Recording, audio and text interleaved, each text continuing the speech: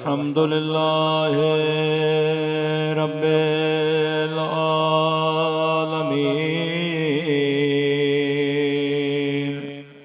अल्हम्दुलिल्लाहि कमा हुवा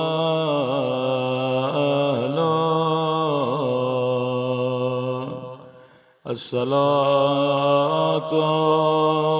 वस्सलामु अला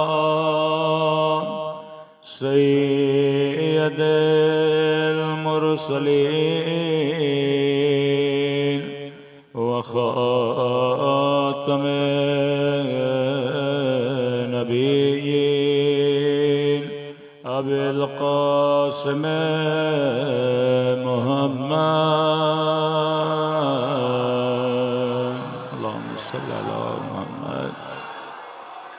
व अला आलिहि तय्यबीन ताहिरीन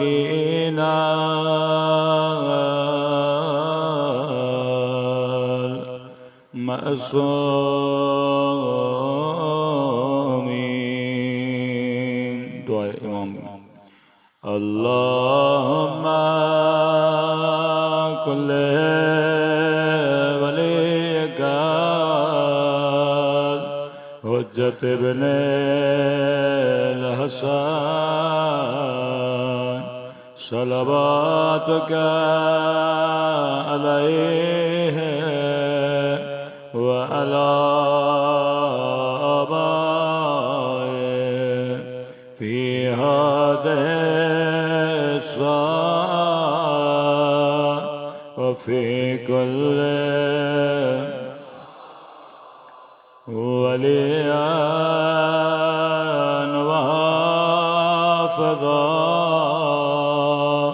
व क़ाइदन व नासिरा व दलीलन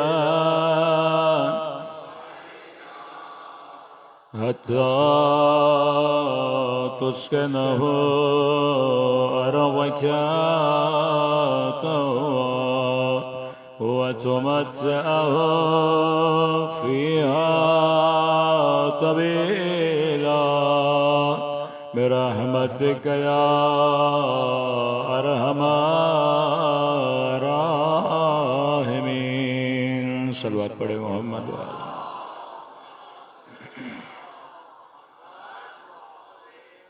बिस्मिल्लाहिर्रहमानिर्रहीम। रब्बि इश्रह ली सदरी व यस्सिर ली अमरी वहलुल उक़दतम मिन लिसानी यफ़क़हू क़ौली। अम्मा बअद फ़क़द क़ाल सुब्हानहु व तआला या अय्युहल्लज़ीना आमनुत्तक़ुल्लाह व कूनू मअस्साबिरीन। सल्लल्लाहु पढ़े मोहम्मद व आले मोहम्मद।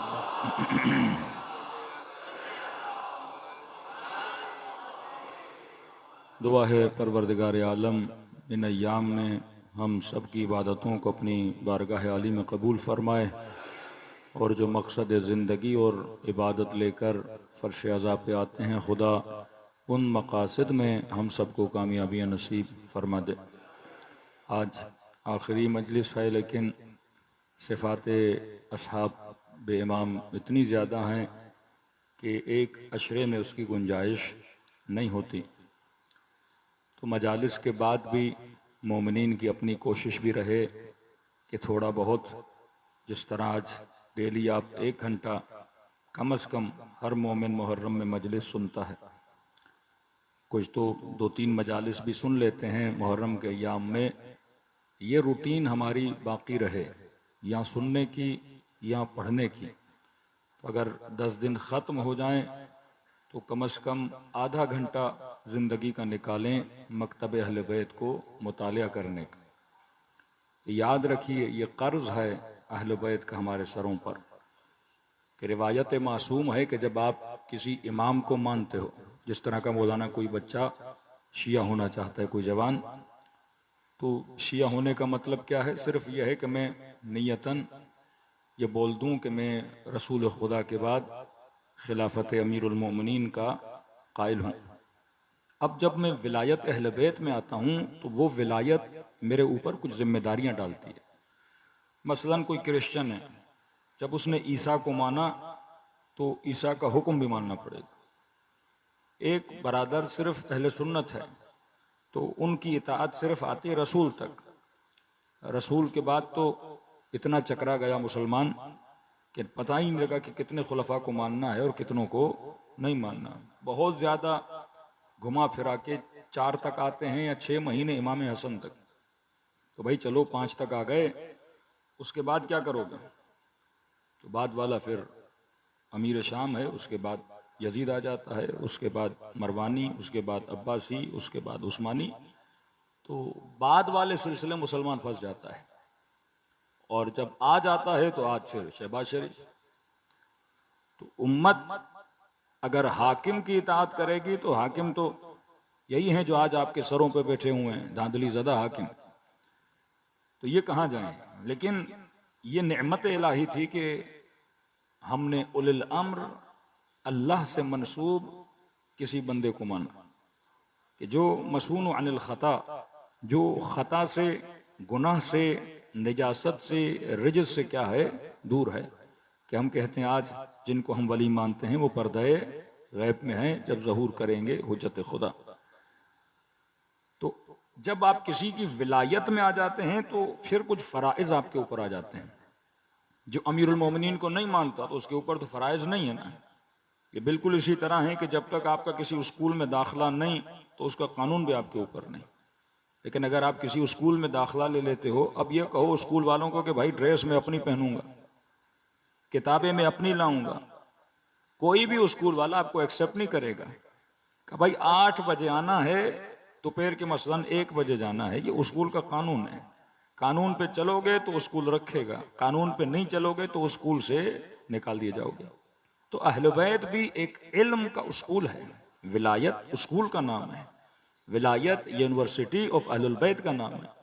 अब इस विलायत के अंदर आना चाहते हो तो मासूम फरमाते हैं, ये हुकूक इमाम में से एक हक बता रहा हूँ कि फरमाए हमारे शिया जो हमें इमाम मानते हैं, एक हक ये है इमाम का कि वो इमाम की कब्र की ज़ियारत पर आए। ये एहसान नहीं है अगर आप करबला जा रहे हो, अगर आप जन्नतुल बकी जा रहे हो मासूम की कब्र की ज़ियारत को, या रसूल खुदा के रोज़े पर, यह हक़ मासूम है कि जो मासूम दुनिया में नहीं, आप उसकी ज़ियारत करने जाओ ताकि ये शायर अल्लाह हैं, इनका अदब, इनके हुकूक हमारे सर पर है। दूसरा जो मासूम ने कहा उस पर इंसान अमल अंजाम दे। कि मैं मज़ाहन बाज़ औक़ात कहता हूँ कि दुनिया का कोई भी ऐसा स्कूल नहीं जो एग्ज़ाम लेने से पहले पर्चा आउट कर दे। है कोई ऐसा स्कूल?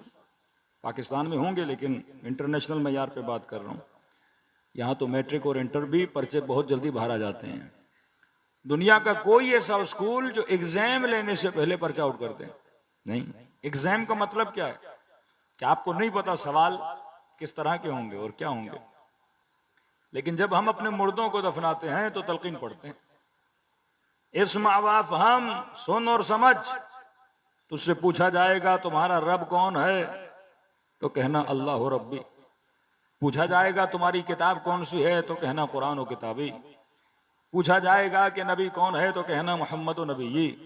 पूछा जाएगा इमाम कौन है, तो कहना अली व इमामी।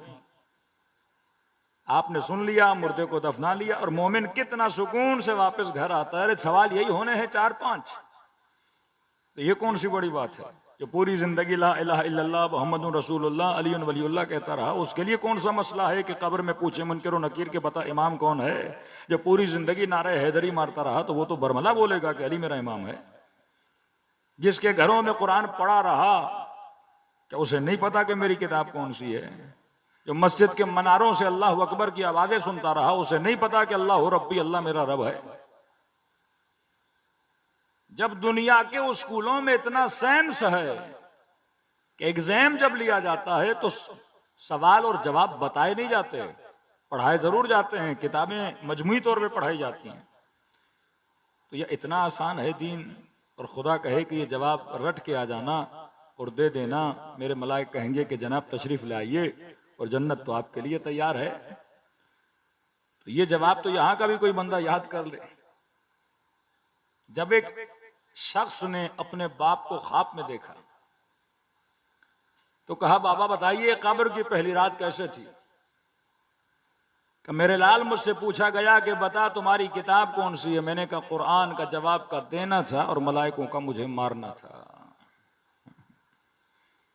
अब आप सही जवाब भी दो, ऊपर से कोई बना मारता रहे तो आप तो परेशान हो जाओगे ना। किसके बेटे हो? आपने कहा फलां का। उसने फिर मारा। का झूठ बोल रहे हो। का फिर का बता तुम्हारा रब कौन है। मैंने कहा अल्लाह हो रब्बी, अल्लाह मेरा रब है। का फिर मुझे मारा। नबी कौन है। मैंने कहा मोहम्मद मेरा नबी है। का फिर मुझे मारा। इमाम कौन है। अली मेरा इमाम है। का बेटा फिर मुझे मारा। का बार बार पूछते रहे, मैं जवाब देता रहा, वो मुझे मारते रहे। आखिर मैंने कहा मलाइकों माजरा क्या है। जवाब गलत दे रहा हूं तो वो बताओ कि नहीं जवाब तेरा सही है।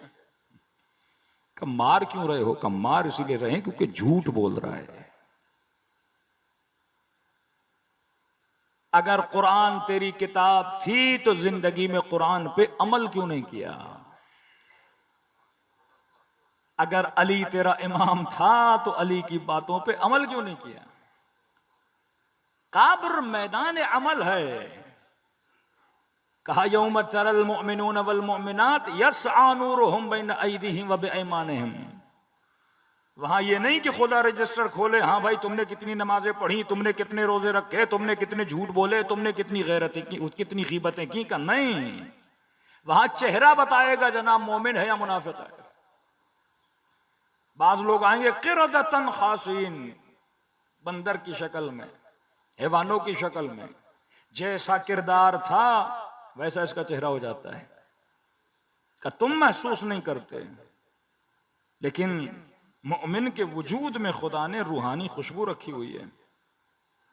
किसी ने पूछा किसी मासूम से, का मौला अहले बैत आप तो मासूम है, चलो मासूम अनिल खता हैं, गुनाह नहीं करते, लेकिन मलाइकों को कैसे पता चलता है। अगर कोई गैर मासूम नमाज पढ़े तो मलाइक तो देखेगा ना ये नमाज पढ़ रहा है, और लिखेगा कॉपी में अल्लाह इसने क्या की, नमाज पढ़ी।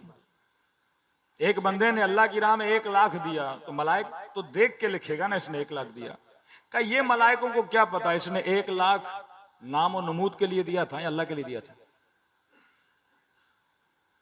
ये कैसे पता चलेगा कि इसने जो नमाज पढ़ी वो मस्जिद में लोगों के दिखावे के लिए पढ़ी या वाकईन खालिसतन अल्लाह के लिए पढ़ी। इसका पता कि मलाइक तो सिर्फ लिखेगा जनाब ने 2 रकत पढ़ी, वो लिख देगा 2 रकत। 1 लाख मस्जिद की मदद की, लेकिन आखिर में बोल दिया कि छोटी सी तख्ती भी लगा दीजिएगा, हाँ, हमारे अब्बा हुजूर का नाम भी वहां पे आ जाए। बाज लोगों ने पंखे दिए और पंखों पे भी लिख लिया कि हमने 10 पंखे इमाम बारगाह को दिए। बुरी बात नहीं है, बाज लोग चाहते हैं कि माँ बाप का नाम हो, कोई बात नहीं, लेकिन अगर नियत ये हो कि मेरा नाम आ जाए। बहलूल ने कहा ना हारून मस्जिद बना रहे हो, कहा। अब बहलूल भी तेज था, उसने कहा हारून बहुत अच्छी मस्जिद बना, एक काम करो तख्ती लगा दो और नाम लिखो बहलूल मस्जिद। तो हारून ने कहा बड़े तेज हो, पैसे में लगाऊं, मस्जिद में बनाऊं, नाम तेरा लिखूं। का यही तो कहना चाहता हूं, तो मस्जिद नहीं बना रहा, अपना नाम बना रहा है। कम मलाइक तो लिखेंगे किसने नमाज पढ़ी। ये कैसे पता चले कि शहीद दस्तगैब या आगा खुमैनी को शागिर्द कहते क़िबला, हमने जिंदगी में आपसे कभी मकरू काम नहीं देखा। चलो मासूम को तो इस्मत मिली, हमने आपसे कभी न सगीरा न कबीरा न मकरू काम नहीं देखा आपके वजूद से। ये कैसे कर लेते हैं आप लोग। एक मासूम गुनाह न करे तो समझ आता है, लेकिन एक गैर मासूम, आगे बहजत जैसे, आगे काजी जैसे, आगे कश्मीरी जैसे, आगे मराशी नजफी जैसे, कि लाइनें लग जाती थी, लोग सिर्फ इस आलिम को चेहरे को देखने के लिए तरसते थे। क्या क़िबला 20 साल हो गए आपके दर्स में आ रहे हैं, लेकिन नहीं सुना हमने आपने बेवजह किसी पे गुस्सा किया हो, किसी की गीबत की हो, किसी की गीबत सुनी हो। आप कैसे कर लेते हैं। उसने कहा देख जवान, जब दिल की आंख रोशन हो जाए ना, कहा ना 40 दिन जो अल्लाह के लिए खुलूस के साथ गुजारे, अल्लाह हिकमत उसके दिल में रोशन कर लेता है। कहा देखो किस तरह, कहा मैं देख रहा हूं 20 साल से आप मेरे दर्स में आ रहे हो, लेकिन मैंने एक दिन भी नहीं देखा कि जब मेरे दर्स में आओ तो अपने कपड़ों पे निजासत लगा कर आओ। कि जब भी आते हो साफ सुथरे कपड़े पहन के आते हो। ऐसा क्यों नहीं हुआ? कभी एक दिन भी मैंने नहीं देखा कि कपड़ों पे कोई गलाजत, कोई निजासत, कोई बदबूदार चीज लगा के मेरे दर्स में आके बैठो। का किबला कैसे, जिस चीज से बदबू आ रही है वो लिबास पे कैसे लगाऊं? का जैसे तुझे निजासात की बदबू आती है, हमें भी गुनाह की बदबू आती है। का मलाइक जब लिखने आते हैं तो एक बंदा जब नमाज खुदा के लिए नहीं दिखावे के लिए पढ़ता है, मलाइकों को उसकी नमाज से बदबू आती है। वो लिखते हैं खुदाया इसने 2 रकत नमाज तो पढ़ी पर बदबूदार नमाज पढ़ी, इसने तेरी राह में पैसा तो दिया पर बदबूदार। का उनके शामे तक बदबू आती है। क्यों फरमाया सुलहा के मुआशरे में रहा करो, आबिदों के मुआशरे में रहा करो। क्योंकि आपके पड़ोस में कुरान पढ़ा जा रहा है, इधर पड़ोस में जिक्र खुदा किया जा रहा है। इस घर की खुशबू को मलाइक क्या करते हैं? महसूस करते हैं। लेकिन इधर भी शराबी, इधर भी कबाबी, इधर भी गुनहगार, इधर भी जानी, पर मैं उस घर से मलाइकों क्या आती है? बदबू आती है। किसी ने कहा ना कि मौला हम जब जमीन पे बैठते हैं तो आसमान के सितारे हमें चमकते हुए नजर आते हैं। मासूम ने फरमाया जिस तरह जमीन वालों को आसमान पर सितारे चमकते हुए नजर आते हैं, इसी तरह आसमान पर रहने वालों को जमीन पर कुछ सितारे चमकते हुए नजर आते हैं। देखो अगर आप कहीं जाना चाहो, एक मर्तबा धूप अंधेरा हो, बिल्कुल ब्लैक, और उस ब्लैक के अंदर एक चीज चमक रही हो, तो वो गोया एड्रेस है कि आप किसी कमरे में बंद हो जाओ, बिल्कुल अंधेरा हो, किसी कोने से थोड़ी रोशनी आ रही है, अब सबसे पहले कहां जाओगे? रोशनी की तरफ जाओगे ताकि आपको रास्ता मिले।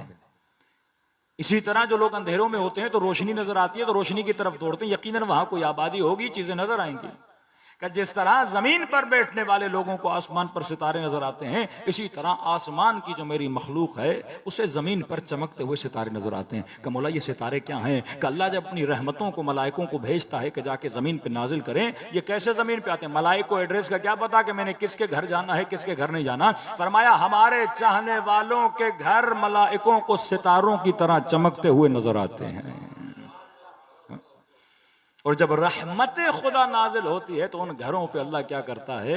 नाजिल करता है। एक आलम आलम में माता है, एक आलम जो हमें नजर नहीं आ रहा।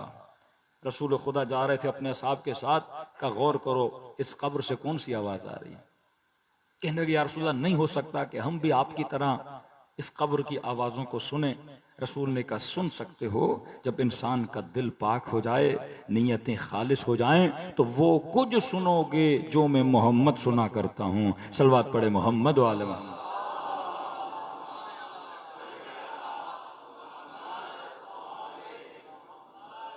तो करबला में पहले इमाम हुसैन ने अपने असहाब के यकीन को देखा कि कितना यकीन है। जब चिराग बुझाया, कब बेअत उठा ली, मतलब एक बंदा बैठा हुआ है, हो सकता है आखिरत के खौफ की वजह से कि अगर मैं इमाम हुसैन का साथ न दूं जहन्नुमी न बन जाऊं।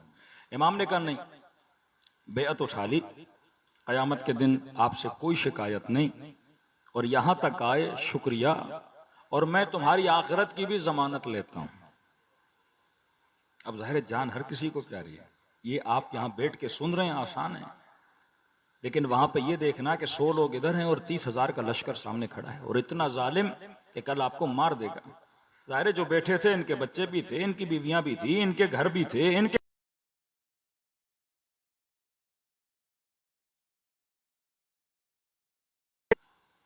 अब जाहिर है आप देखोगे आखिरत भी बच रही है और वक्त का इमाम भी इजाजत दे रहा है। अगर इंसान सेल्फिश हो तो कहेगा मैं चला जाऊंगा, दुनिया भी बच गई, आखिरत भी बच गई। लेकिन जब चिराग जलाया और ये असहाब न गए तो कहा अब तुम मकामे यकीन पर पहुंच चुके हो, अब तुम्हें वो दिखाऊं जो किसी नबी ने अपनी उम्मत को नहीं दिखाया है। ये हुसैन पहले इमाम हैं, पूरी तारीख आदम से लेके खातम तक किसी इमाम ने, किसी नबी ने, किसी रसूल ने अपने सहाबी को जन्नत नहीं दिखाई। इमाम ने कहा मेरी 2 उंगलियों के दरमियान देखो।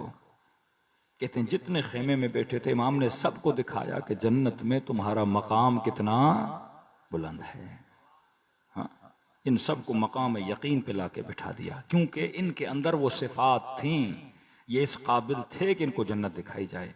आज भी कई मोमिनीन अपनी किस्से सुनाते हैं, आलम ख्वाब में खुदा ने उनको अपनी बरज़ख दिखाई है।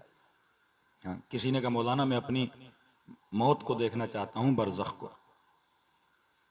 तो ये अमल आप करें, आपको अपनी बरज़ख भी आयतुल्लाह उल उज़्मा तबातबाई, इन्होंने अपनी बरज़ख खुद देख ली थी और बेटे को ये भी बताया मैं कब दुनिया से जाऊंगा, मेरे जनाजे में कौन कौन आएगा, सब कुछ बताया था। कहते हैं जो 15 शाबान से लेकर 15 रमजान तक डेली 1000 मरतबा सूरह इन्ना अंज़लनाहु फी लैलतिल क़द्र पढ़े, 1000 मरतबा, तो खुदा इसे ख्वाब के आलम में इसकी बरज़ख इसे दिखा देता है। ये ख्वाब जो आपको आते हैं ना, ये रूह की एक्टिविटी है। बेहतरीन ख्वाब वो जो नमाज सुबह के बाद आते हैं, ये सच्चे ख्वाब होते हैं, ख्वाब ये सादिक होते हैं। कुछ ख्वाब वो होते हैं जो ख्याल पर्दाजियाँ, ख्वाहिशें, तमन्नाएं, दिन रात जिस चीज़ के बारे में सोचते रहते हो, नफ्स को वो चीज़ नहीं मिलती, वो ख्वाब में जाके हासिल करके अपने आप को क्या करता है, मुतमईन करता है। क्योंकि यहाँ हासिल नहीं कर सकता। सुबह से शाम तक एक गाड़ी का ख्वाब देखते रहे, फिर ख्वाब में उस गाड़ी पे चढ़ के सवारियाँ करते रहोगे। अब ख्वाब में तो खुश हो गए, फिर जैसे आंख खुलेगी देखोगे जहां था बंद जनाब तो वहीं का वहीं बैठा हुआ है। वो ख्वाब वो हैं जो इंसान के वजूद में हसरत को पैदा करते हैं। लेकिन ख्वाब आए सादिक वो ख्वाब हैं, अगर इंसान अपना राबिता नूर के साथ मजबूत करे तो अपनी बरज़ख को इंसान देख सकता है। सलवात पढ़े मोहम्मद वाले मोहम्मद।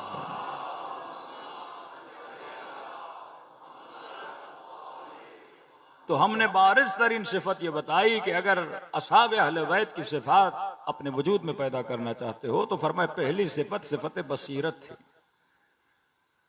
कि उम्मत गुमराह क्यों हुई, क्योंकि उम्मत बसीर नहीं थी। और आज भी जिसको हक का पता लग जाता है मतलब ये बसीर हो गया। आपका बच्चा है, उसे नहीं पता आग नुकसान देती है, आप उसे बताओगे बेटा आग का क्या नुकसान है, ये क्या हो जाएगा, बसीर हो जाएगा। गिलास में जहर पड़ा है, बेटे को इल्म नहीं है, आप बताओगे बेटा ये पीने से मौत वाक़ई हो जाती है, ये क्या हो जाएगा, बसीर हो जाएगा। जिससे खैर और शर की पहचान कि बुरा क्या है अच्छा क्या है, मासूमीन कभी समझाते थे, कभी ले जाते थे, कभी मोमिन में सलाहियत थी, मोजज़ा करके दिखाते थे ताकि ये क्या बन जाए। आज अगर मोमिन डिप्रेशन का शिकार है तो कहीं ना कहीं जिंदगी में क्या पाई जाती है, उसकी कमी पाई जाती है। और हमने कहा कि खुश रहने के लिए जरूरी है कि इंसान अपने वजूद में अपनी सोच को सही करे। ये डिप्रेशन का ताल्लुक आपकी सोच से है।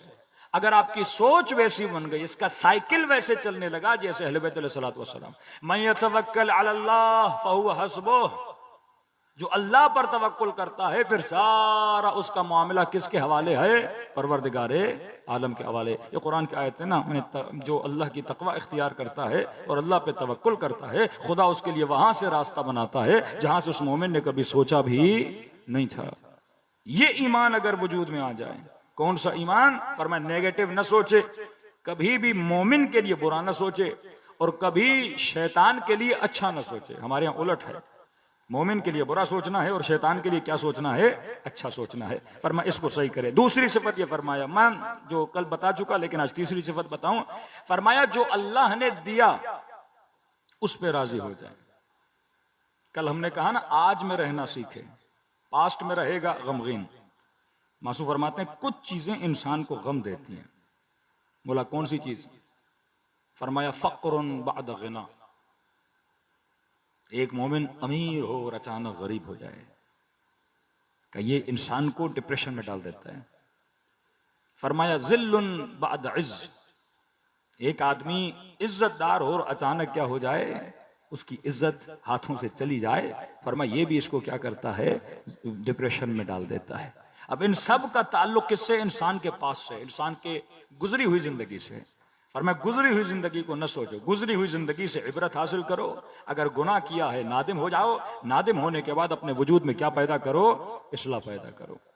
तीसरी चीज फरमाया मन यंजुर इला मा फी ऐदिन नास ताल हुज़्नुह, जो लोगों के पास है वो न देखा करो। अब दो तरह है, या निगाह नीचे होगी या निगाह ऊपर होगी।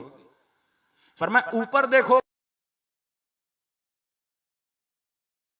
करो। हाँ, ये राज बता रहे हैं, राज है जिंदगी बता रहे हैं। आपका काम है मेहनत करना।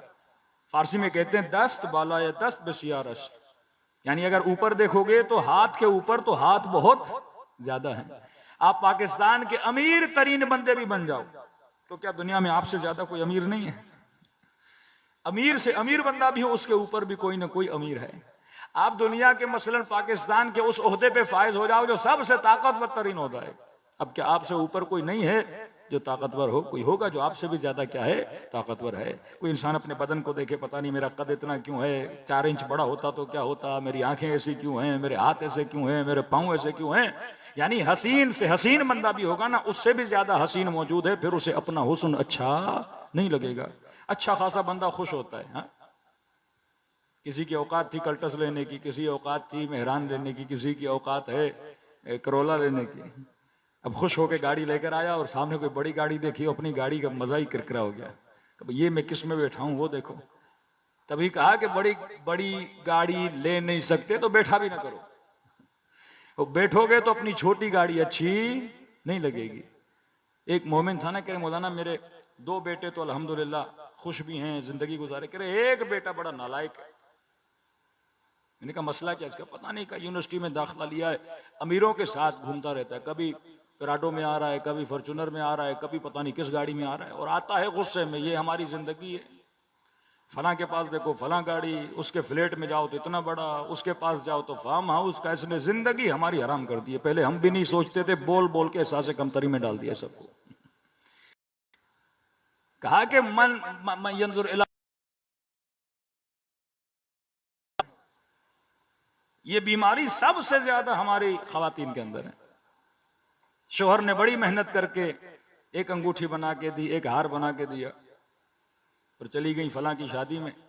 हाँ भाई, 2 बड़े सेट देख लिए, कोई बड़ा जोड़ा देख लिया कि आपने हमें क्या लेकर दिया है, और उसको देखो उसके शोहर ने क्या क्या लेकर दिया है। यानी जो है उसकी भी खुशी इंसान के हाथ से क्या हो जाती है, निकल जाती है। और मैं बंदे अक्लमंद जो है उस पर राजी हो जा, जो नहीं है उस पर सब्र कर, मेहनत कर, क्योंकि अल्लाह ने जिसकी तकदीर में जो लिखा है वो उसे मिल के रहना है। जो अल्लाह ने नहीं लिखा वो कितना भी दौड़े उसे कभी मिलना नहीं है। इसका मतलब ये नहीं कि मोमिन कहे कि अल्लाह ने दिया नहीं है लिहाजा मेहनत नहीं करूंगा और सुबह से शाम तक सोता रहूंगा। नहीं, अमीरुल मोमिनीन ने एक वक्त वो था कि चंद खजूरों के लिए वो खातून कह रही अली मुझे पानी निकाल के दे, मैं चंद खजूरें दूंगी। फाका इतना आ गया। और एक वक्त आता है अमीरुल मोमिनीन 25 साल में वो मेहनत करते हैं कि मदीने के बागात के मालिक बन जाते हैं। आज भी आप चले जाएं सऊदी अरब, अमीरुल मोमिनीन के नाम से मशहूर है। अली अमीरुल मोमिनीन के कुएं जो आज तक पानी दे रहे हैं, जो अली ने खोदे थे। मौला ने मेहनत की, नखलिस्तान आबाद किए, बाग आबाद किए कि इमाम हसन के पास वो बागात आ जाते हैं। फिर मदीने का कोई ऐसा फकीर और कोई ऐसा गरीब नहीं था जो हसन के बाग से खैरात लेकर न जाता। मेहनत की अहले बैत। अब लोग समझते हैं कि अहले बैत ने मोजज़ात से ये पैसा बनाया। नहीं मेरे अजीज, मेहनत, जहमत और मदद खुदा, तवक्कुल बर खुदा से अहले बैत मेहनत की है। 5 इमाम के लिए मशहूर है, अपने नखलिस्तान में जाते थे, मौला खुद खेती बाड़ी करते थे उस नखलिस्तान में, क्योंकि जो मोमिन अपने काम में अपना हाथ बटाता है खुदा उसे क्या अता करता है, रिज़्क़ व बरकत अता करता है। तो फरमाया लोगों के माल के अंदर देखा ना करो, जिंदगी से क्या चली जाएगी, बरकत चली जाएगी। तीसरी चीज फरमाया हिम्मत बुलंद। जो बंदा बेहिम्मत, जिंदगी में अगर हदफ ना हो, इंसान की जिंदगी में सुकून नहीं होता। जितना हदफ बुलंद होगा उतनी आपकी जिंदगी में सुकून और उतनी जिंदगी मेहनत आएगी। आज किसी जवान से पूछो कि जवान ये बताओ यूनिवर्सिटी क्यों पढ़ रहे हो, तब देखिए मुख्तलिफ कैटेगरीज हैं नौजवानों की। एक जवान कहता है यूनिवर्सिटी इसलिए जा रहा हूं क्योंकि माँ बाप का प्रेशर है, माँ बाप को राजी करने के लिए यूनिवर्सिटी जा रहा हूं। दूसरे जवान से कहो आप यूनिवर्सिटी क्यों जा रहे हो, कि हमारा हदफ यह है कि मौलाना डिग्री मिलेगी तो फिर नौकरी मिलेगी।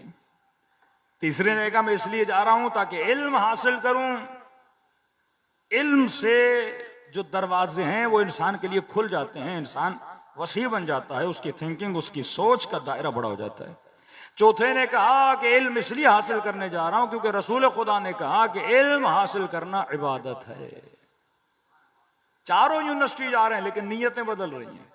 जितनी हिम्मत बुलंद होगी, जितना हदफ बुलंद होगा, उतना आपकी जिंदगी में सुकून होगा, उतनी जिंदगी बालातर होगी। लेकिन जो सुबह से शाम तक घर में सोया रहे, जो सुबह से शाम तक जिसको पता ही ना हो मेरी जिंदगी कैसे गुजारनी है, फरमाया इस जवान की जिंदगी में 18 साल का जवान डिप्रेशन में आएगा, 25 साल का जवान डिप्रेशन में आ जाएगा, क्योंकि ये खुद को एक्टिव नहीं रख रहा। अल्लाह ने कुछ उसूल बनाए हैं, ये मुफ्त में न किसी को खुशी मिलती है न गम मिलता है। गमों के पीछे हम खुद जाते हैं, खुशियां हम खुद अपनी खत्म कर देते हैं। अगर सीरे अहले बैत पे अमल करें तो हमें भी वही खुशी मिलेगी जो असहाब इमाम हुसैन के पास थी। सलवात पढ़े मोहम्मद वाले मोहम्मद।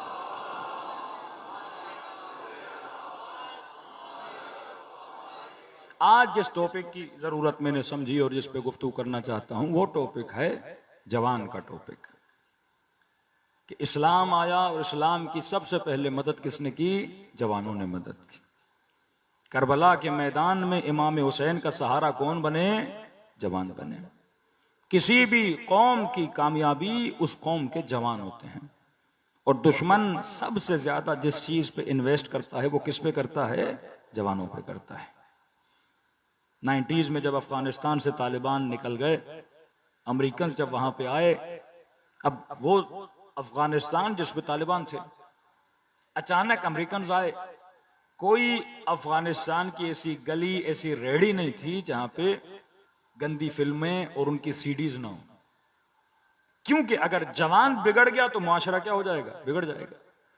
जवान की सोच अगर तामीरी बन गई, जवान बच्चियां, जवान बच्चे, आज आप टिकटॉक पे देखें, इंस्टाग्राम पे देखें, ये हमला किस पे हो रहा है? जवानों पे हो रहा है ना। कि अगर मुल्क को नाकाम करना है उसके जवानों को गलत एक्टिविटी पे लगा दो।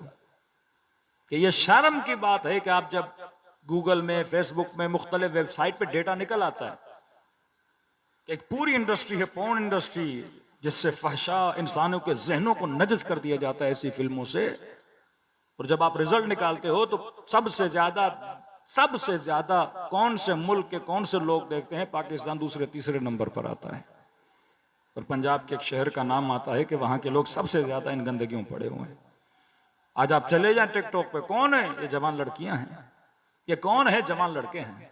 कहां गुजार रहे हैं अपना वक्त? घंटों घंटों गलाजतों में वो गुजारते हैं।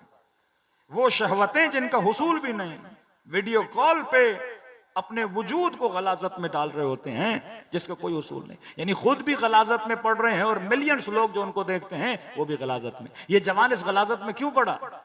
क्योंकि इसने अपने लिए कोई हदफ नहीं बनाया। इसने कहा माँ बाप रोटी दे रहे हैं, खाना दे रहे हैं, और वाले साहब ने कहा चलो बेटा घर बैठा है, बाहर जाएगा तो पता नहीं स्नैचिंग ना हो जाए, चोरी ना हो जाए, कहीं मर ना जाए, तो घर में बैठे। ये घर में बैठा के इसके दीन को मार रहा है, ये घर में बैठा के इसके वजूद को तबाह बर्बाद कर रहा है। जब तक आप जवान साजी नहीं करोगे, आप जंग ईरान और इराक देखें जवान, आप हश्द शाबी देखें जिन्होंने दाइश को भगाया जवान, आप कहीं पर जाते हैं ये जवान है जो मुआशरे को बनाता है। ये जवान ब्रेन्स हैं जिससे मुआशरा क्या करता है? तरक्की करता है। आज ये देखना होगा कि हमारा जवान किन एक्टिविटीज में है, इसकी जिम्मेदारी किस पर है? और मैं सबसे बड़ी जिम्मेदारी इसके माँ बाप पर है। कि रसूल खुदा ने फरमाया वैलुन, वाय हो, वैल हो आखिरी जमाने के जवानों पर और उनके माँ बाप पर। कहा या रसूल अल्लाह कौन से माँ बाप? जो मुशरिक होंगे? कहा नहीं, मोमिन माँ बाप। कहा या रसूल अल्लाह ये क्यों कह रहे हैं कि इनके ऊपर वैल हो, वाय हो? फरमाया क्योंकि आखिरी जमाने के माँ बाप अपने बच्चों की दुनिया की तो परवाह करेंगे लेकिन इनकी आखिरत की परवाह नहीं करेंगे। ये तो होगा कि मेरे लाल इतने महीने यूनिवर्सिटी में गए, मैंने तुम्हारी इतनी फीसें भरी हैं, 80-80 हजार, 90-90 हजार में तुम्हारे सेमेस्टर का भर रहा हूं, और तुम ये रिजल्ट कार्ड लेकर आए हो कि सी ग्रेड में हो, ये रिजल्ट कार्ड लेकर आए हो कि तुमने पढ़ाई नहीं की है। इसकी तो परवाह है क्योंकि इसने माल दिया है, उसके नतीजे में अच्छी डिग्री चाह रहा है, लेकिन इस बात को ये नहीं परवाह कि मेरा बेटा सुबह की नमाज पे उठा कि नहीं उठा। इसको ये तो परवाह है कि खुशी, मौलाना मेरी बेटी ने ए ग्रेड दिया है, मौलाना मेरी बेटी डॉक्टरी में पास हो गई, मौलाना मेरी बेटी का यूनिवर्सिटी में दाखिला हो गया। इब्तदा माल, इंतहा माल, सिर्फ पैसे का सोच रहा है। लेकिन ये नहीं कि बेटी को हिजाब भी सिखाया कि नहीं, ये भी फिक्र है कि बेटी किन ताल्लुकात में पढ़ रही है, ये भी फिक्र है कि बेटी किससे बातें करती है। एक नया निजाम बना दिया ना प्राइवेसी, कि हर जवान की इतनी प्राइवेसी कि मोबाइल पे थंब लगा दिया, पैटर्न लगा दिया, पिन कोड लगा दिया कि बाबा अब आप भी मेरा मोबाइल चेक नहीं कर सकते। चलो पे बात यहां तक थी, अब तो बीवी कहती है मियां को कि तुम भी मेरा मोबाइल चेक, मेरी प्राइवेसी है। कवानीन बना दिए गए मुल्कों के ये प्राइवेसी क्यों है? ताकि हम इससे कनेक्ट रहें और इसके साथ वाले को पता ना हो ये किसके साथ कनेक्टेड है। हम जितना चाहें इसकी जिंदगी में दाखिल हो जाएं, लेकिन इसके बाप को पता ना हो कि बेटी क्या कर रही है, शोहर को पता ना हो कि बीवी क्या कर रही है, भाई को पता ना हो कि बहन क्या कर रही है। ये कॉन्सेप्ट ऑफ प्राइवेसी जो बना दिया।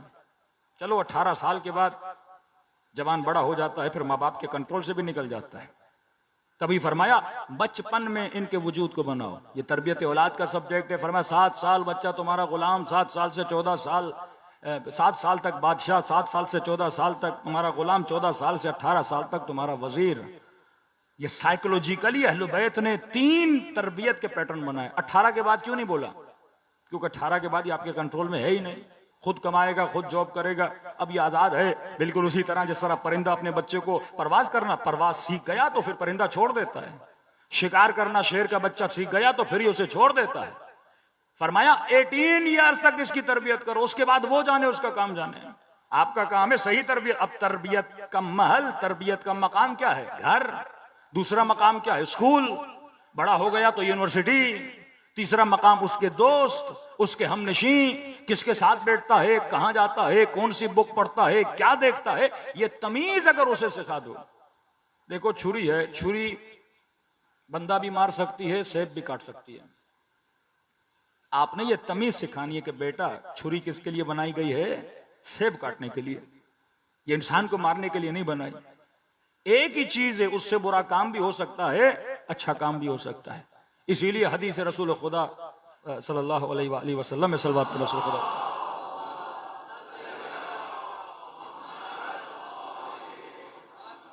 रसूल फरमाते हैं मन गलब अक्लहु हवा, जिसका अक्ल उसकी हवा वो हवसे नफ्स पर गालिब आ जाए, फरमा कद अफलह, वो इंसान क्या है? कामयाब है। लेकिन अगर इसके बरअक्स हो जाए, जिसकी हवा हवस उसके अक्ल पर गालिब हो जाए, फरमाया वो आखिरत में क्या हो जाता है? जलील हो जाता है। ये इल्म नफ्स के मासूमीन अलैहिस्सलातु वस्सलाम ने इतनी दुआएं, इतने फरामीन। मेरा IRC का अशरा है। आज तक शिया ये समझते थे कि मासूमीन एक मौलवी की तरह मस्जिद में जाते थे, 4 रिवायत सुनाते थे, फिर चले जाते थे। नहीं मेरे अजीज, मासूमीन ने एक मजबूत नेटवर्क बनाया। शियत हादसाती कौम नहीं है कि यहां एक मासूम ने लेक्चर दिया, वहां दूसरे मासूम ने लेक्चर दिया, 4 लोगों ने सुना, इन्होंने 4 को बताया और इतना बड़ा मकतब बन गया। हदीसें, किताबें, फिकाहतें के ऐसा जमाना कि पता चलता ये मासूम का चाहने वाला है, सर कलम कर दिया जाता था। उसके बावजूद भी शियत इतनी बढ़ जाती है। ये निजाम खुम्स, ये निजाम वकला, ये मौला के 4 नवाब खास, फिर ये पूरा सिलसिला चलना कि आज पूरी दुनिया में शियत इतनी फैल गई। जब हम इस नेटवर्क का ख्याल नहीं करेंगे फिर तो यही आलम होगा ना। यही अजरबैजान, 85% अजरबैजान की आबादी शिया, 85%। आज जिनके सदर थे, वजीर आजम थे, जो विजिट किया पाकिस्तान का, कितनी आबादी? 85%। आबादी के तनासुब के हवाले से पहला मुल्क ईरान है, फिर अजरबैजान आता है जिसमें सबसे ज्यादा शिया पाए जाते हैं। फिर आपका इराक आता है, फिर दूसरे छोटे मोटे ममालिक आते हैं, बहरीन है, दूसरे हैं। लेकिन अजरबैजान में आज इतनी इजाजत नहीं है कि आप अपने घर की छत पे इमाम हुसैन का अलम लगाओ। इजाजत नहीं है आपको। क्योंकि मोमिन आज से 2 साल पहले उस बेचारे ने सिर्फ अपने घर की दीवार पे लिखा था या हुसैन, मिटा के जाते थे, फिर लिखता था या हुसैन, फिर मिटा के जाते थे, फिर या हुसैन। उसके घर का मुहासिरा किया, लोगों का मिलना जुलना बंद हुआ, उसको जेल में डाल दिया। एक ज़ैनब नाबी खातून थी, वो भी बड़ी मशहूर हुई। सिर्फ अलम लगाने पे इस बेचारी खातून को सजा दी गई और उसने अपनी आजरी जबान में अपने मोहल्ले वालों को बोला कि तुम वही कूफी हो कि हुसैन बुला रहा था, कूफी नहीं गए, आज ये मुझ पे जुल्म करे तो मेरे लिए आवाज नहीं उठा रहे। 85% जिसकी आबादी शिया हो, वहां पे अलम लगाने की इजाजत नहीं। ये मकाम फिक्र है कि नहीं है? कौमें कैसे उरूज और कौमें कैसे जवाल पकड़ती हैं। क्यों? क्योंकि वहां की कौमों ने उस फिक्र अहले बैत को उठाना छोड़ दिया। कि आपके पहले सारे मराजे मुज्तहिदीन आप सुनते हो कि कहां से थे? हिल्ला से थे ना। हिल्ली आपने नाम सुना है ना, बड़े बड़े उलमा। लेकिन आज हिल्ला से किसी मुजतहिद का नाम सुनते क्यों? क्योंकि उस वक्त के नौजवानों ने इज्तिहाद को छोड़ दिया। जवान जब अपने बुजुर्गों की रविश को छोड़ देते हैं फिर वो रविश खत्म हो जाती है। दुश्मन तभी चाहता है कि जवान वो चीजें छोड़ दें। आज आप बोलते हैं अमेरिका ताकतवर है, तरक्की याफ्ता, यूरोप ताकतवर है, तरक्की याफ्ता, यूके ताकतवर है, तरक्की याफ्ता है। लेकिन उन मुल्कों में चले जाइए, वहां की खत्ते अव्वल, लाइन अव्वल के जो डॉक्टर्स हैं वो इंडियन और पाकिस्तानी। कनाडा चले जाइए, वहां के जितने भी स्किल पर्सन्स हैं वो कौन है? इंडियन पाकिस्तानी। यूके चले जाइए, बेहतरीन डॉक्टर्स कौन है? इंडियन पाकिस्तानी।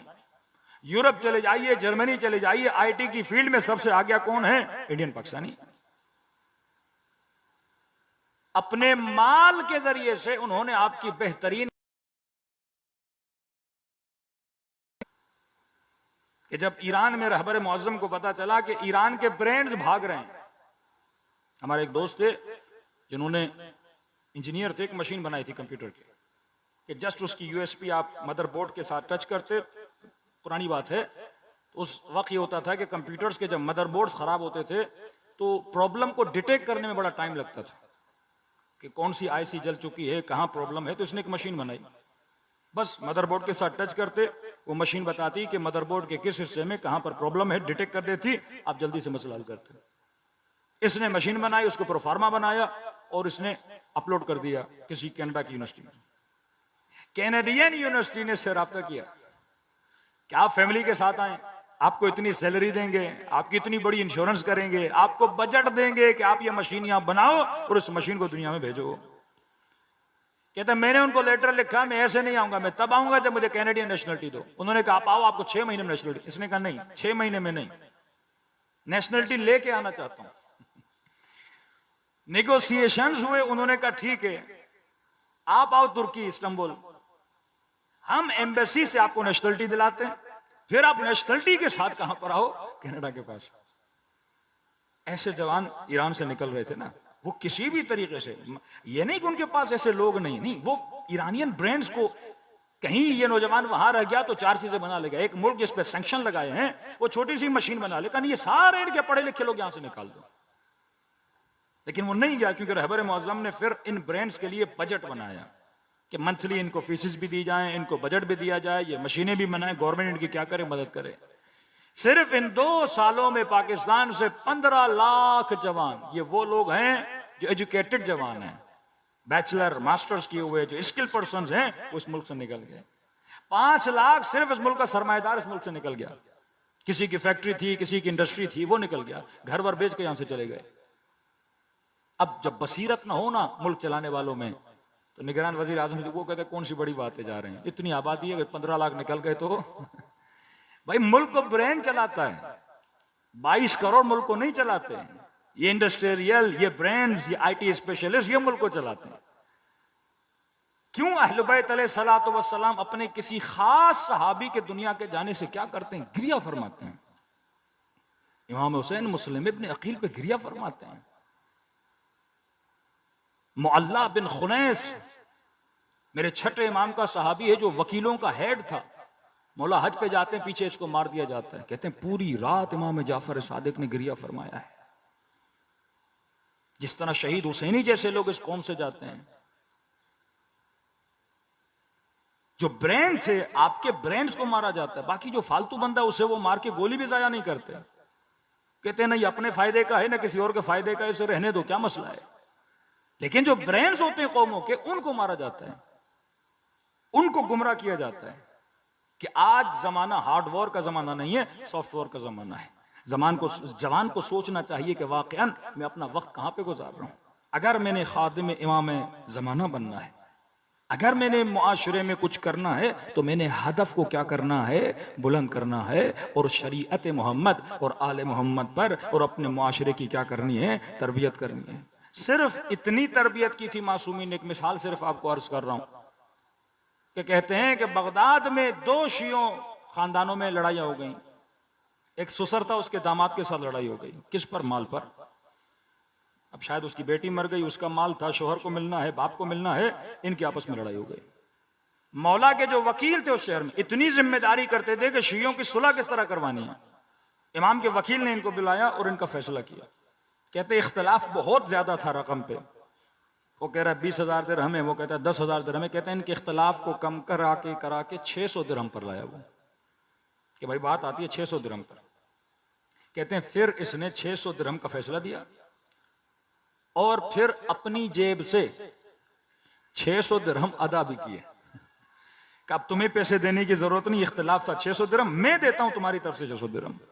का बस शर्त यह है कि जब बाहर जाओ तो एक दूसरे की बुराई ना करना। यह मकाम शर्म है कि एक शिया दूसरे शिये की बुराई करे और मोहल्ले में घूमता फिरे कि फला शिया ने मेरे इतने पैसे खा लिए। और कहा देखो ये 600 दिरहम जो तुझे दे रहा हूं ये अपनी जेब से नहीं दे रहा, ये जाफर इब्न मोहम्मद के पैसे हैं। और इमाम ने कहा कि कहीं पर शिया आपस में लड़ें, ये पैसे दे रहा हूं इनकी सुलह करवाना ताकि बदनामी से बचें। आज कोई किसी का प्लॉट खा गया, आज कोई किसी का पैसा खा गया, कितनी बदनामी होती है माशरे में। इस कदर भी अहले बैत अलैहिस्सलातु वस्सलाम को फिक्र थी कि दो मोमिन आपस में न लड़ें। सलवात पढ़े मोहम्मद वाले मोहम्मद।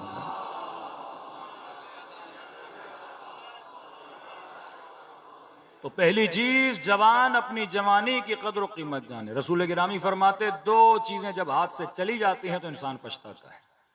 या रसूलल्लाह कौन सी? फरमाया एक सेहत, दूसरा जवानी। बीमार से पूछो सेहत की कदर क्या है, बूढ़े से पूछो जवानी की कदर क्या है। जब हाथों से चली जाएगी तो कहोगे या लई तो शबाब मता यऊद, ऐ जवानी कब वापस आओगी, ये वापस आने वाली नहीं है। ताकत है बदन में, मेमोरी काम कर रही है, हौसला है, हिम्मत है, जाया ना करो। दूसरी चीज जवानों के लिए है अच्छी हमनशीनी। आज अक्सर जवान तबाह होते हैं बुरे हमनशी के साथ बैठ के कि आपका यारो यावर कौन है, आपका दोस्त कौन है, ये आपकी जिंदगी को एक हिदायत देता है। कल ही एक बच्चा स्टूडेंट बता रहा था, मौलाना यूनिवर्सिटी में कह रहे पढ़ते थे, अब पाकिस्तान की यूनिवर्सिटियों का ये हाल है कि वहां पे मजहबी बहस नहीं कर सकते, वहां हिजाब पे बात नहीं कर सकते, वहां म्यूजिक के अगेंस्ट बात नहीं कर सकते। बोला जाएगा ये कौन है? कंजर्वेटिव है, पुराने ख्यालात वाला है। अब ये नए ख्यालात वाले जो नंगापन इस मुल्क में फैला रहे हैं, ये नए ख्यालात वाला है। कह रहे हैं अच्छे खासे नमाजी बच्चे जब यूनिवर्सिटी में आए तो नमाजी, लेकिन जब 4 साल के बाद यूनिवर्सिटी खत्म हुई पता नहीं ये कहां चले गए। बुरी हमनशीनी, फंस जाता है इंसान। आगे कराती की मिसाल मैंने इमाम बारगाह IRC में दी थी। वो ईरानी निजाम को टोकते हुए कहते हैं कि ईरानियों ने एजुकेशन पे सही काम नहीं किया इनकलाब इस्लामी के बाद। ठीक है, दो चीजें, इनकलाब इस्लामी, हुकूमत इस्लामी। हम इनकलाब इस्लामी की हिमायत करते हैं पर हुकूमत इस्लामी पे तनकीद भी करते हैं कि जरूरी नहीं हुकूमत इस्लामी में हर चीज क्या हो रही हो, सही हो रही हो। तो इन्होंने कहा कि भाई मैट्रिक तक या मैट्रिक तक आपने बच्चे बच्चियों को अलग कर दिया। ईरान में सिस्टम अलग है, यानी टिल मैट्रिक बच्चे बच्चियां अलग पढ़ते हैं और यूनिवर्सिटी में इनको साथ कर दिया। कहा जिस एज में बच्चों को एक दूसरे से खतरा नहीं, यानी जब तक बच्चा बालिग नहीं, बच्ची बालिग नहीं, तो वो एहसासात, वो इबराजात, वो इमोशंस भी नहीं है कि 4 साल का बच्चा, 5 साल की बच्ची, 6 साल का बच्चा, 6 साल की बच्ची, इनको क्या एक दूसरे से खतरा है। उस वक्त आपने क्या कर दिया? इनको अलग कर दिया। और जब ये बच्चा बालिग हुआ, शहवत ने इस पर गलबा किया, नफ्स इसका उभर आया, उस वक्त आपने यूनिवर्सिटी में क्या कर दिया? इनको आपस में मिला दिया। मतलब एक तरफ पेट्रोल, दूसरी तरफ आपने आग रख दी कि अब जाओ, और फिर इन पे तबलीग की कि पेट्रोल और आग भड़कना नहीं। उमूर गैर अखलानी, ये जो सिस्टम ऑफ अहलुल बैत है या सिस्टम ऑफ खुदाबंदी है, महरम और नामहरम का कॉन्सेप्ट, अल्लाह ने मर्द को औरत के लिए बनाया, औरत को मर्द के लिए बनाया। इनका एक दूसरे की तरफ अट्रैक्ट होना ये एक नेचुरल चीज है कि अगर आपका बेटा किसी की तरफ अट्रैक्ट हो रहा है तो आप बुरा मानो, बुरे मानने की चीज थोड़ी, ये नेचुरल है। इसका अकलानी तरीका ये बेटे की शादी करा दो। एक डिमांड जब इंसान के वजूद में आती है, वो अपनी डिमांड को पूरा करना चाहता है।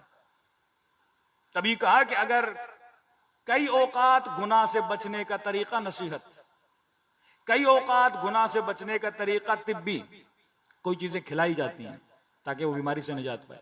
कई मर्तबा गुनाह से बचने का तरीका एक प्रैक्टिकल वे होता है। प्रैक्टिकल क्या है? शादी है।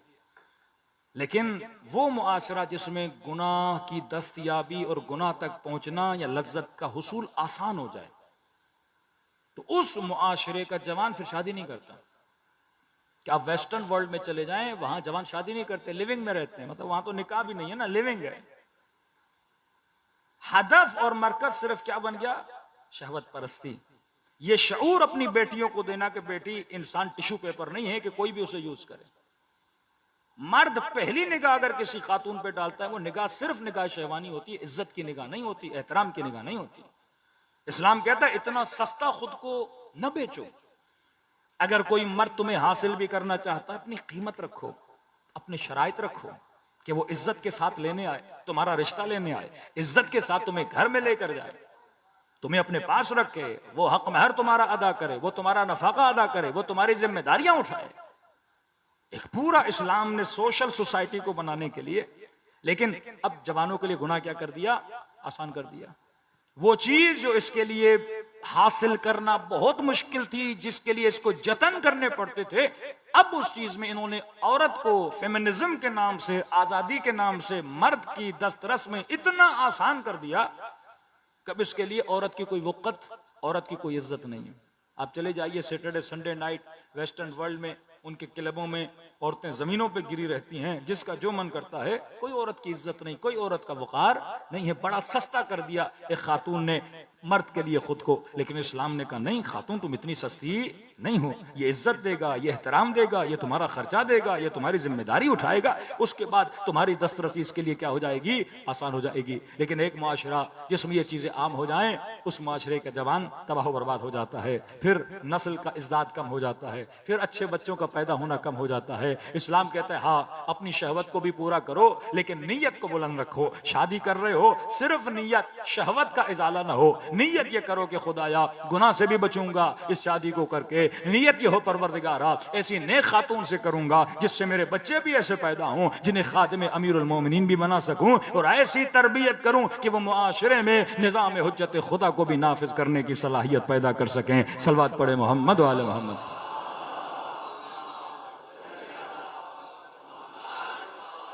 वक्त बहुत तेजी से गुजर गया।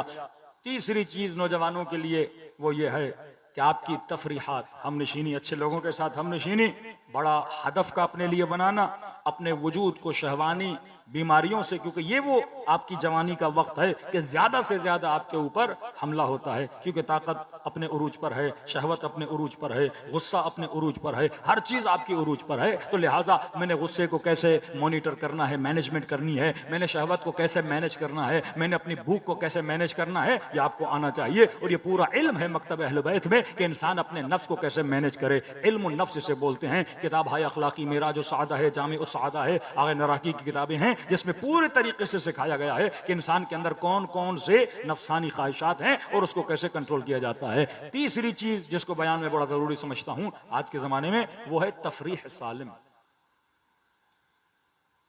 सालिम तफरीहें। आज जवान खुद को खुश करने के लिए क्या करता है? चार दोस्तों के साथ गलत एक्टिविटी में जाता है अपनी खुशी हासिल करने। वीडियो गेम्स खेलता है 4-4 घंटे। ये तफरी सालिम तफरी नहीं है कि आप सारा स्ट्रेस अपने माइंड को दे रहे हो और आपकी बॉडी वहीं की वहीं बैठी हुई है। अहले बैत ने सालिम तफरी कौन सी बताएं? स्विमिंग, जिसमें बदन की एक्टिविटी है, डिप्रेशन भी इंसान का रिलीज होता है। तीरंदाजी, घोड़े सवारी, यानी जितनी अहले बैत ने तफरीहात बताई हैं वो सब का ताल्लुक किससे है? इंसान की बॉडी से। लेकिन आज आपका बच्चा प्ले स्टेशन पे बैठ जाए, कई घंटे खेलता रहे। अब उसमें क्या होता है ना, आप लड़ते हो तो आप में स्ट्रेस आता है ना, किसी को मार रहा है, कहीं पे दौड़ रहा है, कहीं पे गाड़ी भगा रहा है, तो वो सारा जोर दिमाग पे ला रहा है लेकिन बदन पे कोई जोर नहीं आ रहा। इससे उसका जिस्म भी बीमार हो जाता है और आजकल के बच्चे देखते हैं इधर गेम खेल रहे, इधर चिप्स खा रहे हैं और दिन ब दिन गुब्बारे की तरह वो फूलते जाते हैं कि अमेरिका में सबसे ज्यादा बच्चों में बीमारी मोटापे की है, फेट हो गए उनके बच्चे। क्यों? क्योंकि वो सारी एक्टिविटी दिमाग में तो हो रही है लेकिन बदन में नहीं हो रही। रसूल खुदा के वक्त के जमाने का किस्सा है, कहते हैं कुछ लोग राहजनों ने लोगों के घरों पे चोरियां करना शुरू की। इन्होंने रसूल खुदा से शिकायत की कि या रसूल अल्लाह, एक लश्कर बनाते हैं और दरवाजे पे जाते हैं, अगर ये हमला करेंगे इनका दिफा करेंगे। तो नबी ने अपने साहब के साथ कोई 200-300-400 जो भी लोग थे उनको जमा किया और एक छोटा सा लश्कर बना दिया और पूरी रात इंतजार में रहे कि चोर जब अटैक करें तो हमला करें। चोरों को पता लग गया, चोर तो आए नहीं। अब इन्होंने कहा या रसूल अल्लाह, लश्कर बना हुआ है, कोई एक्टिविटी अंजाम दी जाए, क्या करें? अब जाहिर इतनी तैयारी करके दुश्मन सामने नहीं है तो वापस तो नहीं जाना, क्या कुछ हम करें। तो नबी ने कहा ठीक है, एक स्पोर्ट गेम बनाई उन्होंने और घोड़े सवारी की गेम। 2 टीमें बनी, टीम ए बनी, टीम बी बनी। तो कहा कि या रसूल आप किस टीम का हिस्सा बने? बस रसूल ने कहा मैं ए का हिस्सा बनूंगा। बी ने कहा हम नहीं खेलते, क्योंकि जिसमें रसूल होगा हम उसमें कैसे खेलें। फिर नबी ने कहा कि मैं आपके साथ एक खेल खेलूंगा, एक खेल इनके साथ खेलूंगा। और दोनों गेमों में जहां रसूल थे, सबसे पहले रसूल खुदा उस घोड़े सवारी में उन सबसे क्या हो गए? जीत गए। इसी तरह तीरंदाजी, ये तीरंदाजी करते थे अहले बैत। हजरत अब्बास को लेकर जाते थे, अमीरुल मोमिनीन अपने बच्चों को लेकर जाते थे सहरा में, जाके ये सारी स्पोर्ट्स कराते थे ताकि शियों के लिए क्या बने? इंसान अपनी वजूद में तफरी। सिर्फ ये नहीं कि आप बच्चे को बोलो बेटा आज चलते हैं, आज ज़ियारत करके आ जाते हैं, आज हम दुआ कुमैल पढ़ लेते हैं। ये भी दुआ का सब्जेक्ट अलग है, तफरी का सब्जेक्ट अलग है। कि मैंने इससे नुक्ता निकाला कि जो शियों की निशानियां बताई ना, कि फरमाया 51 रकत शिया एक दिन में नमाज पढ़ता है। तो अगर स्पीड से भी पढ़े तो 51 मिनट्स बनते हैं, स्लोली पढ़े तो 1 घंटा बनता है। मतलब अहले बैत ने हमें मुल्जम किया इस बात का कि हम दिन में 1 घंटा फिजिकल एक्टिविटी को अंजाम दें। तो जब फिजिकल एक्टिविटी अपनी जगह पे होगी, मेंटली आप अच्छा सोचोगे, गजा शिकम में अच्छी जाएगी, तो जिस्म भी सालिम होगा, रूह भी सालिम होगी, और फिर ऐसा मोमिन इमाम जमाना की मदद करने के लायक भी होगा। सलवात पढ़े मोहम्मद वाले मोहम्मद।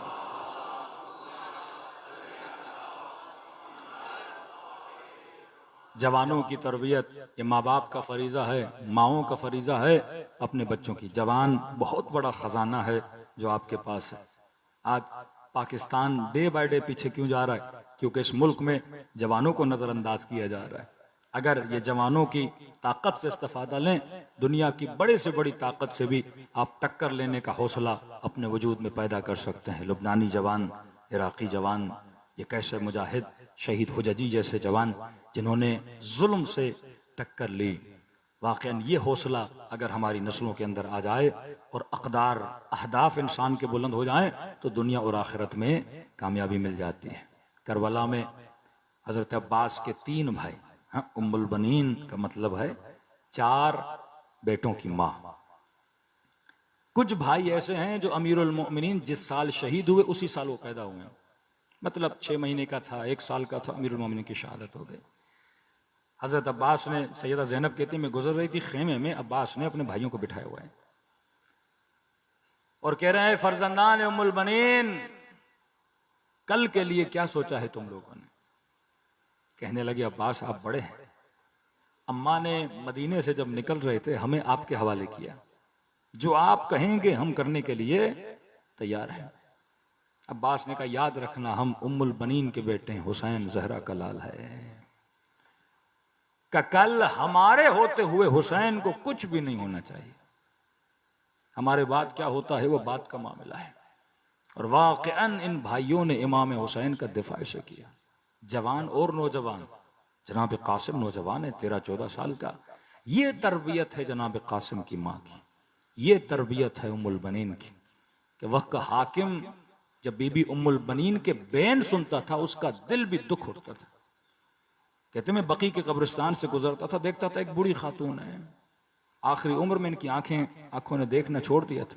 कहते असा के सहारे आती थी ये बीबी और जन्नतुल बकी में बैठती थी, अपने उंगली से 4 कब्रें बनाती थी। कि ये मेरे फलां बेटे की कब्र है, ये मेरे फलां बेटे की कब्र है, ये मेरे फलां बेटे की कब्र है। फिर एक एक बेटे पे बैन करती थी, एक एक बेटे पे। फिर क्या करती थी, 4 कब्रों को मिटाती थी और कहती थी ज़हरा इन 4 पे तो रोने के लिए कोई है, पर हुसैन पे कौन रोए? मैं उन 4 पे नहीं रोऊंगी ज़हरा, मैं तेरे बेटे पे गिरिया करूंगी। फिर इमाम हुसैन की कब्र बनाती थी और घंटों घंटों हुसैन की मजलूमियत पे गिरिया फरमाती थी। ये वो तरबियत गाह जिसने ऐसे अब्बास जैसे बेटे जवां किए। दिलों को करबला की तरफ रवाना करें। अजीम रात है ये, आमाले शब आशूर भी अंजाम दीजिएगा। मजलिस के बाद घर जाना हो, एक गुस्ले ज़ियारत इमाम हुसैन अंजाम दीजिएगा। और आज रात जागने का बड़ा सवाब है।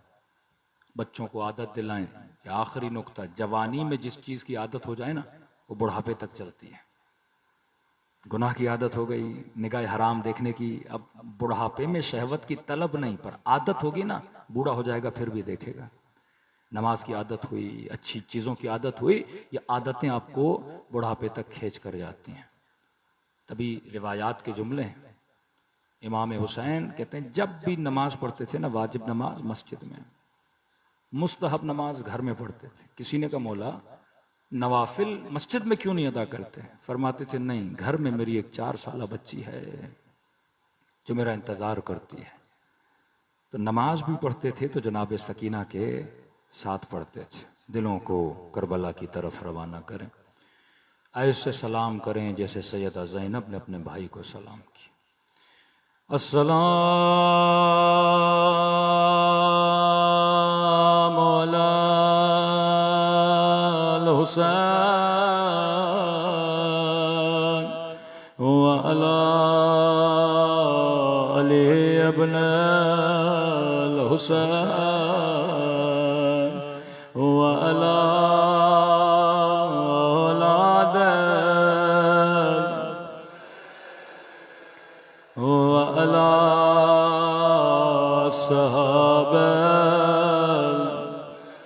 बुलंद आवाज़ से अस्सलाम अला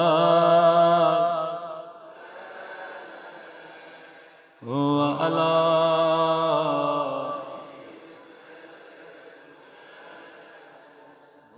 अला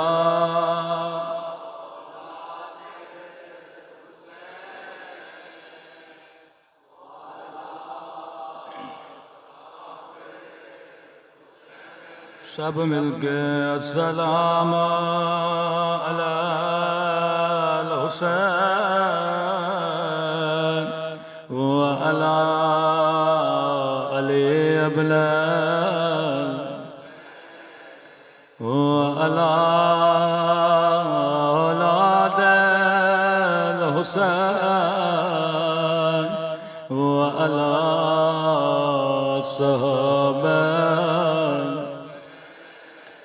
मेरा सलाम ज़ैनब की लुटी हुई चादर पे,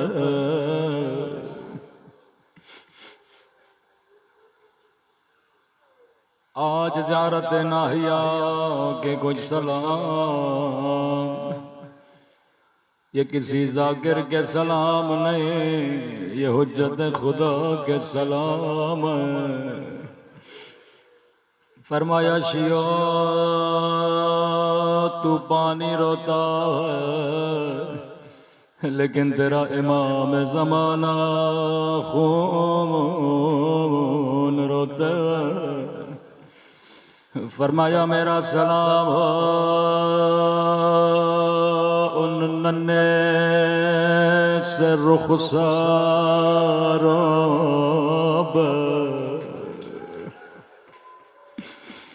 जिनका रंग बदल रहा,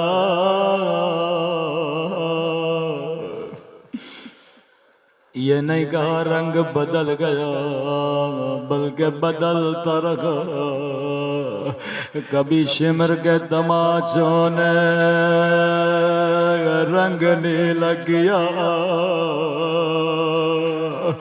कभी जालिम के तमाचों ने रंग सिया किया।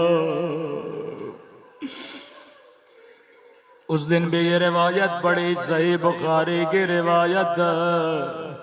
रसूल खुदा फरमाते मुसलमानों कभी हैवान को भी मुंह पे न मारा करो, इन्होंने नबी की नवासियों को तमाचे मारे।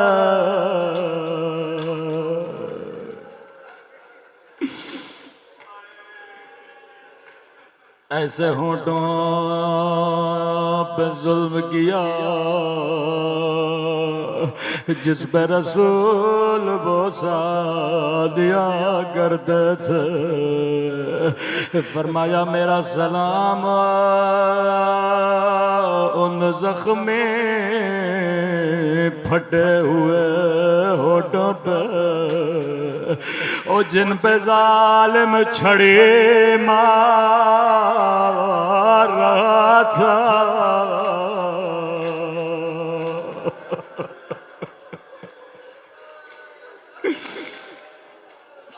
अल्लाह ये मंजर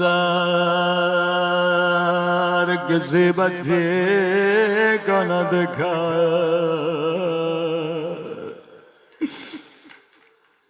मैंने अर्ज किया हुसैन मौला की आदत थी वाजिब नमाज मस्जिद में पढ़ते थे, मुस्तहब घर में पढ़ते थे। कहा एक 4 साला बच्ची जो मेरा इंतजार कर दिया। रावी कहता है मदीने से मक्का, मक्के से करबला, पूरे रास्ते में ये बच्ची बाबा के साथ नमाज़ें पढ़ती रही। लेकिन क़यामत की घड़ी थी जब असर आशूर हुए, नमाज असर का वक्त हुआ। बच्ची ने 2 मुसल्ले बिछाए, एक मुसल्ला अपने लिए, एक अपने गरीब बाबा के लिए। लेकिन बच्ची को कौन समझाए, सकीना अब बाबा नहीं आएंगे।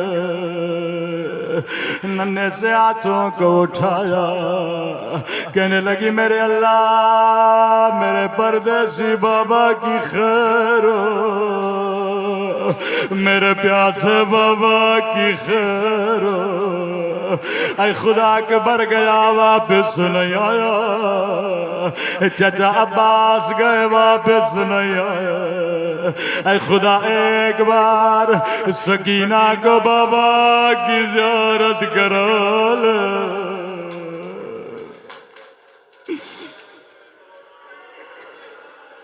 इमाम ज़माना अगर मजलिस में मौजूद है मुझे माफ करिएगा, आज न पढ़ो तो कब पढ़ो। रावी कहता है बच्ची को किसी के चलने की आवाज आई, दौड़े दौड़े खेमे से बाहर गए, शायद मेरा बाबा आया। लेकिन सुनेंगे सकीना ने क्या देखा। बच्ची ने देखा शिमर है, हाथ में दादियाला। अल्लाह किसी बच्ची को बाबा का कातिल न दिखाए।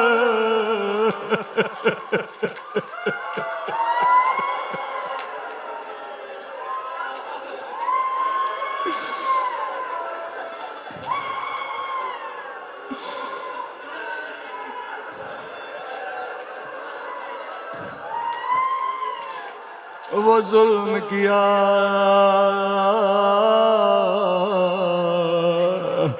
जिसकी मिसाल तारीख में नहीं मिलते।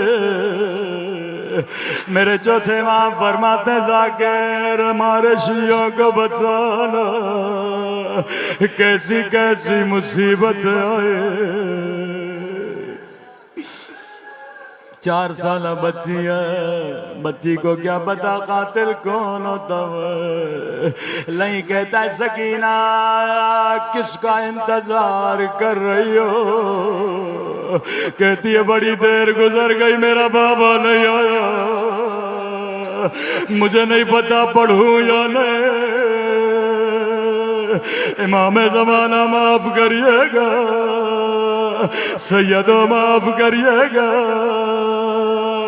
रावी कहता लही के हाथों में हुसैन का सर था।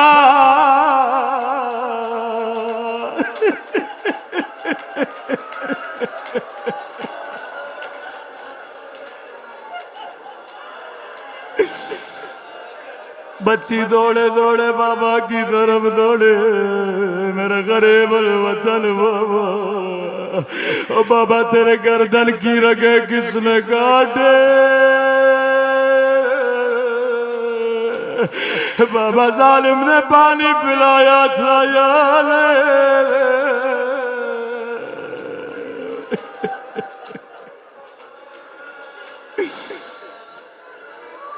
अब ये मेरा तस्वुर है रिवायत के जुमले में। शायद बच्ची ने प्यार में बाबा से ये कहा, बाबा मेरे गरीब बाबा, अकबर का लाशा तूने उठाया,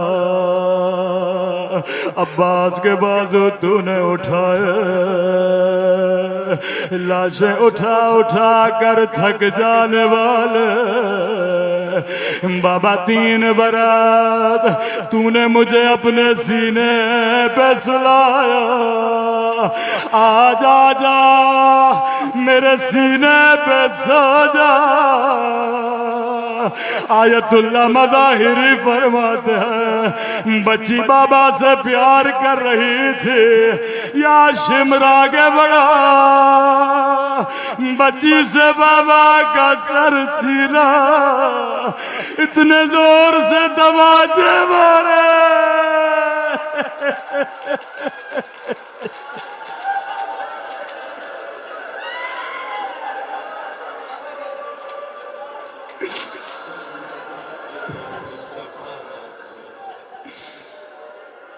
इतने जोर से तमाचे मारे। ज़ैनब परेशान है, कहाँ है हुसैन की अमानत?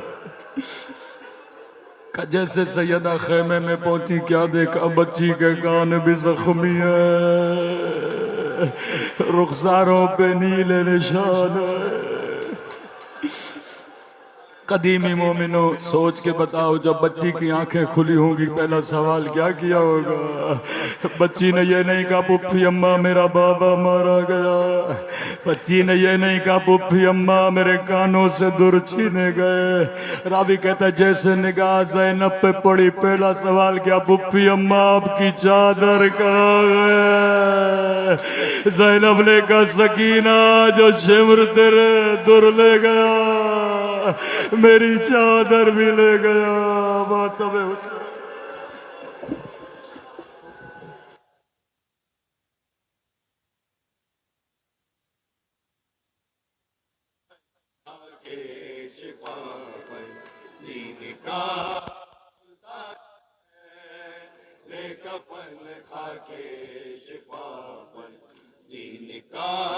सुल्तान है।